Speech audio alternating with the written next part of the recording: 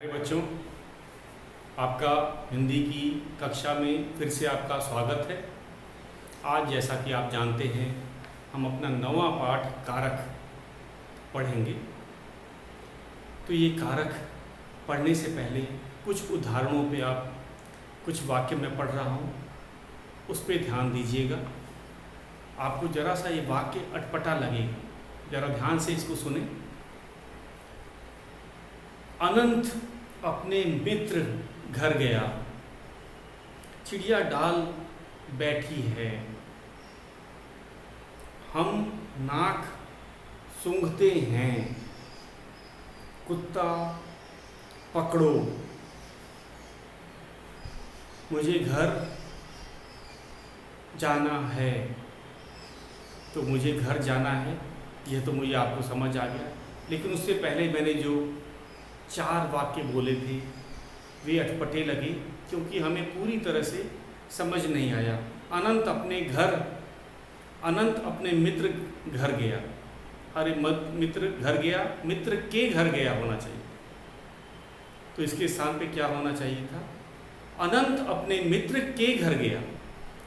तो के न होने के कारण हमें बड़ी परेशानी हुई समझने के लिए कि अनंत कहाँ गया। अनंत अपने मित्र घर गया, तो ये के बहुत ज़रूरी था। आपने देखा कि अगर हमने के नहीं लगाया तो आपको दुविधा हो गई कि अनंत किसके घर गया। उसी तरह चिड़िया डाल बैठी है, चिड़िया डाल बैठी है, ये वाक्य बड़ा अटपटा लग रहा है। अगर इसी को हम सही करके लिखेंगे, चिड़िया डाल पर बैठी है, तो हमें समझ आया कि डाल के ऊपर बैठी है, नीचे डाल है। तो पर से क्या हुआ? वाक्य हमें पूरी तरह से स्पष्ट हो गया, समझ आ गया। हम नाक सूंघते हैं, इसमें तो अर्थ ही बदल गया। हम नाक सूंघते हैं, इसका तो अलग अर्थ ही गलत हो गया। इसके जगह होना था हम नाक से सूंघते हैं। यहाँ से का अर्थ है द्वारा। हम नाक द्वारा सूंघते हैं ना, नाक तो सूंघते नहीं हैं। तो ये बड़ा अजीब सा लगा। तो ये सही क्या है? हम नाक से सूंघते हैं। कुत्ता कुत्ते पकड़ो, कुत्ते को पकड़ो। तो एक को, तो ये कौन कौन से शब्द हैं बच्चे? के, पर, से, को। के, से, पर, को, ये सब क्या है? इनको बोलते हैं परसर्ग या विभक्ति चिन्ह। परसर्ग वो कहा जाता है या फिर विभक्ति चिन्ह। ये संज्ञा सर्वनाम के जिस रूप को क्रिया के साथ या फिर वाक्य के किसी अन्य शब्द के साथ संबंध बताते हैं, इन्हें हम कारक कहते हैं। तो ये बहुत ज़रूरी है, इनके बिना वाक्य का सही अर्थ स्पष्ट नहीं होता है। तो शुरू करते हैं। तो परसर्ग आप समझ गए आज। परसर्ग का दूसरा नाम विभक्ति चिन्ह भी कहा जाता है। परसर्ग का दूसरा नाम क्या है? विभक्ति चिन्ह। और ये जो हैं शब्द, ये संज्ञा या सर्वनाम के जिस रूप को क्रिया के साथ इसका संबंध या वाक्य के किसी अन्य शब्द के साथ बताते हैं, इन्हें कारक कहा जाता है। तो आज हम अपने 8वें कारक के बारे में पढ़ेंगे। हमारे 8 कारक कौन कौन से हैं? लेकिन सबसे पहले हम परिभाषा, जैसा कि आपको पता ही है, परिभाषा को आप अपनी नोटबुक में भी लिखते हैं। तो हम शुरू करते हैं कारक की परिभाषा से। अब आप समझ गए हैं कि जो विभक्ति चिन्ह है या परसर्ग है, वे किसी वाक्य के लिए बहुत ही ज़रूरी है। उसके बिना कभी कभी तो अर्थ स्पष्ट ही नहीं हो पाता। जैसे हम नाक सूंघते हैं, बड़ा अजीब सा लगा। ये वाक्य कितना अजीब सा लगा, इससे कोई अर्थ नहीं समझ आ रहा कि हम क्या बोलना चाहते हैं। हम नाक सूंघते हैं, गलत। हम नाक से सूंघते हैं, हम नाक से सूंघते हैं। तो ये विभक्ति चिन्ह जो है से, या फिर परसर्ग हम जो बोलते हैं, ये बहुत ज़रूरी है किसी वाक्य को समझने के लिए। तो सबसे पहले हम कारक चिन्ह को, कारक का जो परिभाषा है वे लिख देते हैं। संज्ञा या सर्वनाम के जिस रूप से उसका संबंध क्रिया या वाक्य के किसी अन्य शब्द के साथ जाना जाता है उसे कारक कहते हैं। परिभाषा इसको बहुत ही अच्छी लिखी गई है, इसमें कोई बदलाव की ज़रूरत नहीं है। हम इसे जस का तस लिख देते हैं और आप इसे याद करेंगे। तो लिखते हैं परिभाषा। परीक्षा में ऐसे आ सकता है कि कारक की परिभाषा दीजिए। हिंदी में कितने कारक हैं? 8 कारक हैं। हम उसकी पूरी सूची बना देते हैं। और अभी ये तो आपको परिभाषा नोटबुक में भी लिखना है, तो मैं चाहूँगा आप इसे मेरे साथ लिखते भी जाएं। तो लिखते हैं परिभाषा।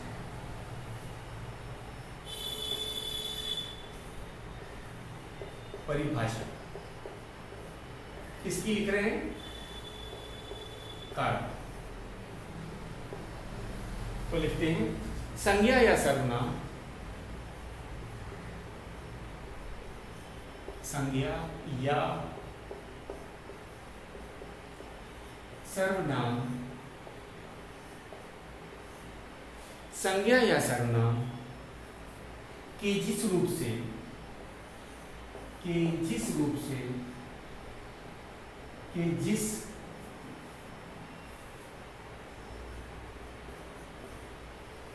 रूप से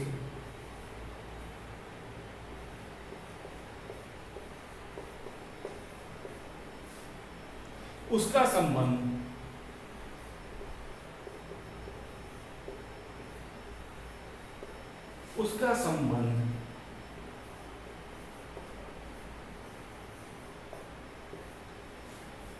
क्रिया या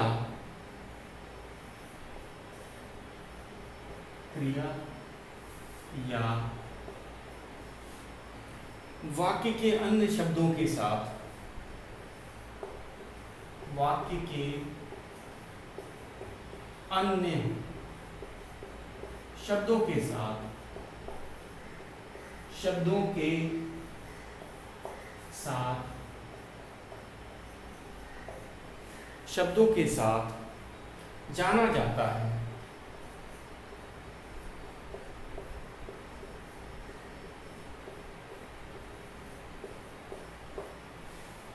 जाना जाता है उसे कारक कहते हैं। उसे कारक कहते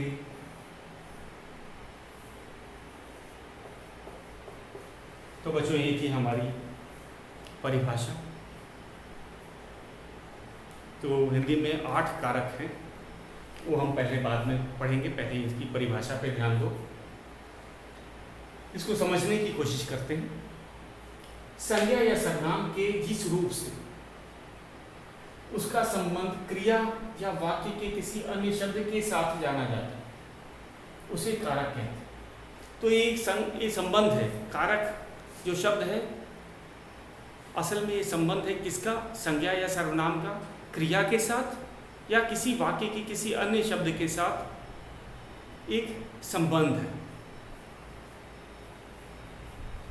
जिस शब्द के साथ अन्य शब्द के साथ जाना जाता है, इसका संबंध जाना जाता है, उसे कारक कहते हैं। इस संबंध को ही कारक कहा जाता है। इसमें कौन कौन से हैं? किन दो बीच के संबंध? जब हम संबंध की बात करते हैं तो 2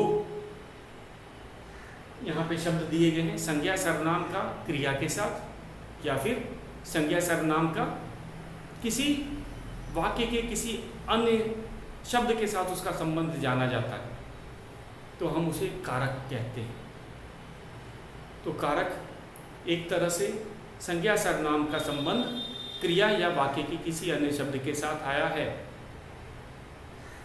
तो परिभाषा आप इसे लिख लें नोटबुक पे। अब आप समझ गए हैं कि कारक और कुछ नहीं है, संज्ञा सर्वनाम का क्रिया या किसी वाक्य के साथ कोई शब्द है उसके साथ जाना जाता है। तो ये बहुत सरल है। इसकी परिभाषा एक बार आप मेरे साथ बोल के पढ़ेंगे तो अच्छी तरह से इसे याद हो जाएगी।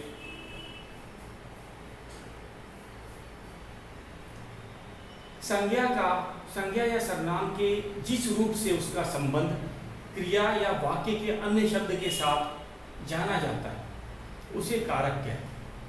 संज्ञा या सर्वनाम के जिस रूप से उसका संबंध क्रिया या वाक्य के अन्य शब्दों के साथ जाना जाता है उसे कारक कहते हैं। संज्ञा या सर्वनाम के जिस रूप से उसका संबंध क्रिया या वाक्य के अन्य शब्दों के साथ जाना जाता है उसे कारक कहते हैं। तो ये थी हमारी कारक की परिभाषा। अभी कौन कौन से, हिंदी में 8 कारक होते हैं, ये कौन है? और पहला है कर्ता कारक। ने, राम ने पुस्तक पढ़ी, तो ये संज्ञा का है इसमें राम। और क्या है? पुस्तक पढ़ने का कार्य हो रहा है। राम ने पुस्तक पढ़ी, तो जो है राम का जो संबंध, राम एक संज्ञा है, मैंने आपको अभी बताया, परिभाषा में भी आप देख रहे हैं कि संज्ञा या सर्वनाम का संबंध होता है क्रिया के साथ या वाक्य के साथ, कभी कभी वाक्य के किसी अन्य शब्द के साथ होता है। तो राम ने पुस्तक पढ़ी, तो यहाँ पे जो कर्ता कौन है, किसके द्वारा पढ़ा गया? राम द्वारा। तो यहाँ राम ने, तो ने क्या है? कर्ता है, कर्ता चिन्ह बोलेंगे। तो राम ने पुस्तक पढ़ी, तो ये ने जो शब्द है ये संबंध है संज्ञा और पढ़ने का। ये संबंध किसके साथ था? जो क्रिया है, राम द्वारा की गई क्रिया, संज्ञा का संबंध क्रिया के साथ है। और जो ने है वह है कारक चिन्ह या कर्ता का कारक चिन्ह है यहाँ। तो पहले हम इसकी सूची ही बना लेते हैं, तो ये हमें अच्छी तरह से समझ आएगा। वैसे हम समझ ही गए हैं कि कारक संबंध होता है संज्ञा या सर्वनाम का, या फिर क्रिया के साथ होगा या वाक्य के किसी अन्य शब्द के साथ होगा। कितना आसान है।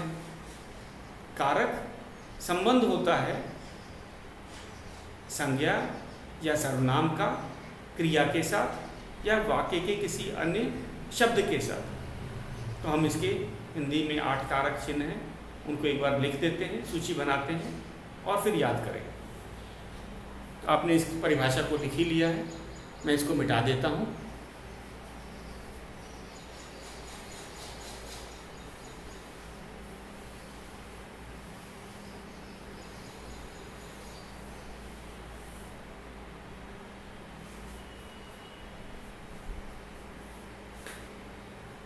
कारक 8 होते हैं। कारक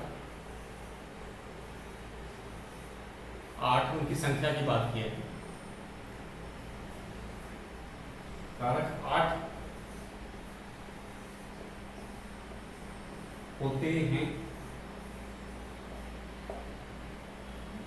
हम इनकी सूची ही लिख देते हैं, आपको याद करने में भी आसान रहेगी।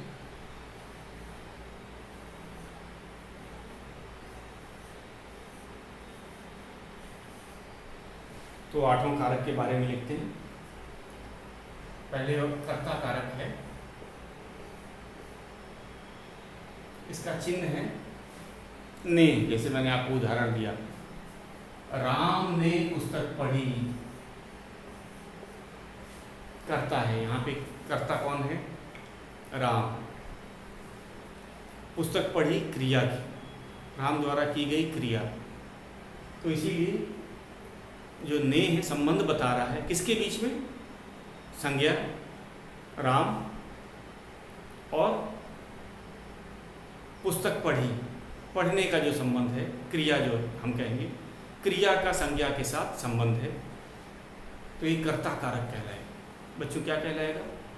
कर्ता कारक। पहले अब दूसरा हम करते हैं कर्म। कर्म कारक का चिन्ह हम लिखते हैं, ये है को। सारे चिन्ह लिख लेते हैं, फिर आपको समझाएंगे।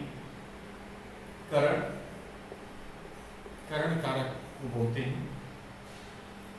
से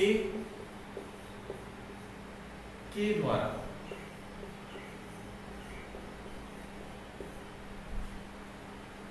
चौथा है संप्रदान। संप्रदान कारक है यह के लिए।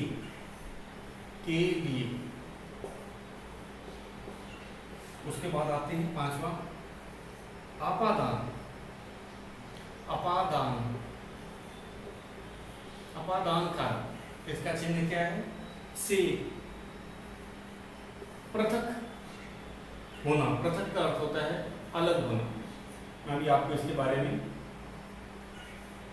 पृथक होना विस्तार से बताता हूं। पृथक का अलग होता है अलग हो जाना, अलग। जैसे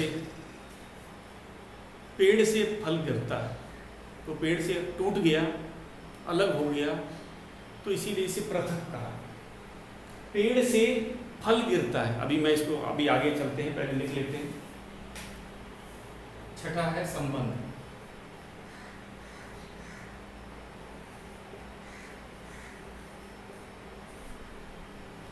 संबंध का की के कौन कौन है इसमें? का, की और के। सातवां है अधिकरण।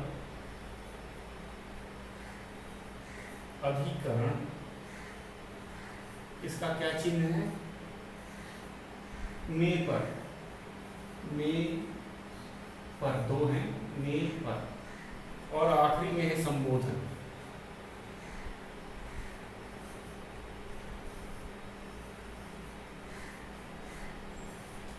संबोधन के हे और अरे। हे, अरे। अब धीरे धीरे इनको पहले समझा जाए।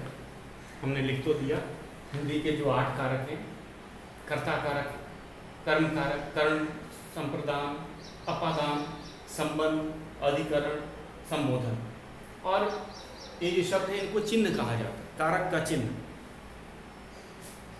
चिन्ह कौन कौन से हैं? कर्ता का चिन्ह है ने, कर्म का को, कर्ण का से के द्वारा। यहाँ पे जो से है इसका अर्थ है के द्वारा। जैसे रवि बस से आया, यहाँ हमें 2 से बच्चे हैं, यहाँ पे एक से है, इसका अर्थ है के द्वारा। दूसरा भी है से, पृथक होना। ये दोनों हम पहले समझ लेते हैं, नहीं तो हमें परेशानी हो सकती है। अपादान और कर्ण दोनों में से आ रहा है, इसे ध्यान से समझना है। हम देख रहे हैं कि कर्ण कारक में भी से आ रहा है, इसका भी चिन्ह से है, और अपादान का भी जो कारक चिन्ह है से है। तो फिर अंतर क्या रहेगा? हमें कैसे समझ आएगा कि हम यहाँ पे से किसके लिए लगा रहे हैं, यहाँ का से कर्ण के लिए क्यों है? तो इसको मैं समझा रहा हूँ, जरा ध्यान से समझना है इसको। जो कर्ण कारक का से है ये के द्वारा है। इसका अर्थ क्या है? के द्वारा। जैसे रवि बस से आया, किसके द्वारा आया, कैसे आया? बस से आया, बस के द्वारा आया। तो इसीलिए यहाँ पे से लग जाएगा। और इस से का अर्थ है टूट के अलग होना, पृथक होना, मतलब अलग हो जाना। जैसे मैंने अभी आपको बताया था, पेड़ से फल गिरता है, तो से, यहाँ पे से का अर्थ आया इस वाक्य में, पेड़ से फल गिरता है। से का है अलग होना, टूट करके। पेड़ पे लगा था, पेड़ की डाल से टूटा, तो एक तरह से इसमें अलग होने का भाव आता। तो यहाँ पे से का है पृथक होना, अलग होना। पहले जुड़े थे, लेकिन जब हम इस से की बात करते हैं, पेड़ से फल गिरता है, तो यहाँ पे पृथक होना, अलग होना, टूटना। पहले जुड़े हुए थे, जो फल था डाल के साथ जुड़ा था, और फिर जब वह टूटा तो हम कह रहे हैं पेड़ से फल गिरता है। या पेड़ से फल गिरा, तो से मतलब यहाँ पे अलग होने के लिए कहा गया है। और कर्ण में जो ए से लिखा है के द्वारा, जैसे रवि बस से घर आया, तो बस से मतलब बस के द्वारा, किसके द्वारा आया? बस के द्वारा। इसीलिए हम लोग यहाँ पे लिख रहे हैं के द्वारा। किसके द्वारा आया? के द्वारा। तो ये से का दोनों अर्थ अब हम समझ गए कि अगर अपादान में आता है तो अलग होने की बात कर रहे हैं, और अगर हम करण के तौर पे कर रहे हैं तो ये किसके द्वारा आया? रवि बस से आया, बस पे चढ़ के आया। रवि को कौन लाया? बस। किसके द्वारा लाया गया? बस से आया। तो उसके आने का क्या साधन था? बस। तो के द्वारा, किसके सहायता से? और दूसरा वाला अलग होने के लिए, आप अपादान में अलग, टूट के अलग होना। तो ये हिंदी के 8 कारक हैं। संबंध का, की, के। करण पे हम लोग चलते हैं। हमने बोला नाक से सूंघते हैं, हम नाक से सूंघते हैं के द्वारा। यहाँ पे भी क्या है? नाक की सहायता से सूंघते हैं। हम नाक से सूंघते हैं, से का यहाँ पे आया है करण, मतलब नाक के द्वारा, नाक की सहायता से। संप्रदान के लिए, अपादान से पृथक होना, ये आपको संबंध आगे। संबंध का, की, के। राम की पुस्तक, राम के लिए कमीज, राम का कलम। तो ये संबंध बताता है संज्ञा का किसी वस्तु के साथ संबंध। अधिकरण में में और पर आता है। संबोधन में हे, अरे। संबोधन किसी को पुकारने के लिए, अरे ये कैसे गिरा, अरे। तो यहाँ पे संबोधन कारक है, इसका चिन्ह में ये और अरे दोनों आते हैं। तो ये थे हमारे बच्चों हिंदी के 8 कारक। आप इसे लिख लें और याद कर लें। आप इसे फिर से एक बार लिख लें, नोटबुक में लिखना है, जैसे आपने परिभाषा लिखी है ठीक उसी तरह इसको नोटबुक में लिख लें। एक बार मैं फिर से पढ़ देता हूँ कि ताकि अगर आपका कोई छूटा है तो आप इसे कर सकते हैं। कारक 8 होते हैं। कौन कौन से हैं? पहला है कर्ता। कर्ता कारक का चिन्ह है ने। कर्म कारक का चिन्ह है को। करण का क्या है? से के द्वारा। संप्रदान कारक का चिन्ह है के लिए। एक साथ है, ये याद रखना है, इसको एक ये अलग मत समझना, ये एक साथ है, के लिए। सैनिक देश के लिए जान देते हैं। सैनिक देश के लिए जान देते हैं। तो ये यहाँ पे एक साथ आए हैं दोनों। इसे अलग, इसको अलग, ये वाला कीमत समझ लेना। ये से तो आप समझ ही गए हैं। कर्ण कारक में से का अर्थ होता है की मदद से, की सहायता से या के द्वारा। इस से का अर्थ होता है अलग होना, पृथक होना, जुदा होना। ठीक है। संप्रदान के लिए, यहाँ पे दोनों एक ही शब्द हैं, के लिए। संबंध का, की, के। का, की, के संबंध कारक है, इसका चिन्ह है का, की, के। अधिकरण है में, पर। संबोधन हे, अरे। अब आपको समझ आ गया होगा। और बाकी जो है इसके अभ्यास प्रश्न करते ही हमें ये दिमाग में, अगर हमने ये बिठा लिया है तो तुरंत हमें दिमाग में याद आ जाएगा कि किसका चिन्ह प्रयोग करना है, कारक का कौन सा, किस कारक का कौन सा चिन्ह हमें यहाँ प्रयोग करना है। तो इसे आप याद कर लें, ये बहुत ज़रूरी है। बिना याद किए आप नहीं हो सकते। परीक्षा में ऐसे भी कह सकते हैं कि कर्म कारक का चिन्ह लिखें। कर्म कारक का चिन्ह क्या होता है? तो इस तरह के प्रश्न के लिए भी आप तैयार रहें। व्याकरण में ये भी आ सकता है कि कर्म कारक का चिन्ह लिखें, तो इसमें आपको क्या लिखना होगा? को।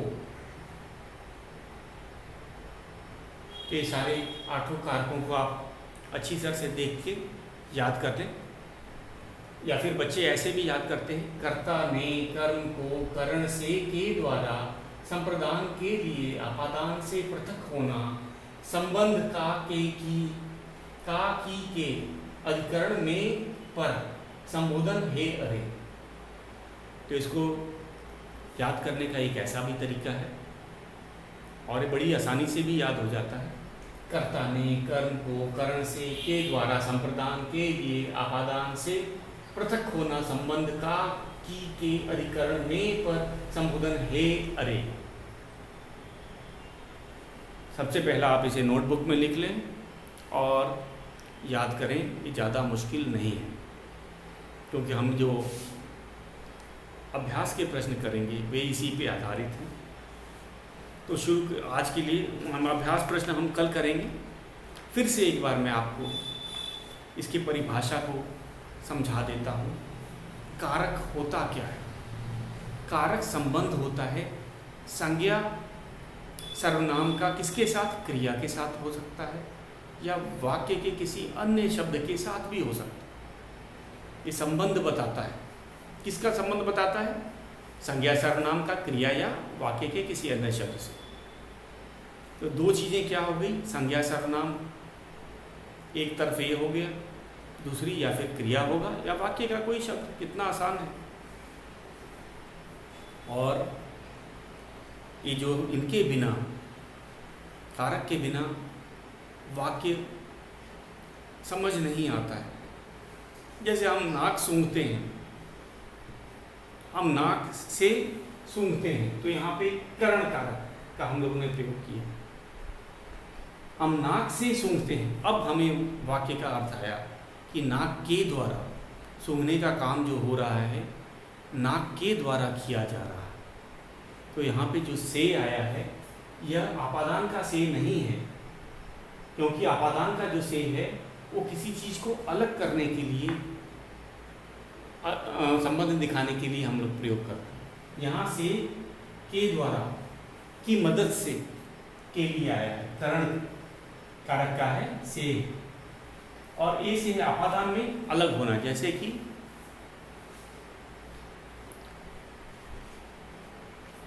पत्थर छत से गिरा, तो यहाँ से क्या है? छत से अलग होके गिरा जमीन में। तो ये पृथक होना। पृथक का अर्थ होता है अलग होना। हम अलग होना भी लिख सकते हैं। पृथक का है अलग होना, भी वही अर्थ। तो फिर से कारक एक बार देख लीजिए। परिभाषा मैं एक बार फिर से पढ़ देता हूँ और शब्द इसको याद करना, कोई बहुत मुश्किल नहीं। परिभाषा फिर से एक बार देखिए बच्चों। संज्ञा या सर्वनाम के जिस रूप से उसका संबंध क्रिया या वाक्य के किसी अन्य शब्द के साथ जाना जाता है उसे कारक कहते हैं। संज्ञा या सर्वनाम के जिस रूप से उसका संबंध क्रिया या वाक्य के किसी अन्य शब्द से जाना जाता है उसे कारक कहते हैं। तो ये हिंदी में 8 कारक होते हैं। कर्ता हम यहीं देख लेते हैं। कर्ता कारक का चिन्ह है। इन्हें चिन्ह भी कहा जाता है। कुछ बच्चों को लगता है चिन्ह मतलब कोई, ये तो शब्द है, वो इससे घबरा जाते हैं। चिन्ह मतलब कोई अलग से निशान लगाना है, ऐसी बात नहीं बच्चों। ये जो शब्द हैं इन्हें कारक का चिन्ह कहा। कारक कर्ता का चिन्ह है ने, कर्म का को, करण का से के द्वारा, संप्रदान के लिए, आपादान से पृथक होना, संबंध का की के, अधिकरण में पर, संबोधन हे अरे। तो ये थे हमारे कारक और उनके चिन्ह। कारक के चिन्ह हैं। तो चिन्ह बोलने पे आपको घबराना नहीं। यहाँ चिन्ह का अर्थ इन्हीं शब्दों से कहा गया है। ने, को, से, के द्वारा, के लिए, से पृथक होना, का की के, में पर, हे अरे। तो आपका आज का गृह कार्य है, आप परिभाषा को नोटबुक में लिखेंगे हिंदी के 8 जो कारक हैं इन सबको भी नोटबुक में लिखेंगे, और केवल लिखेंगे नहीं, उसे याद भी करेंगे। कल से हम इसके अभ्यास प्रश्न करेंगे।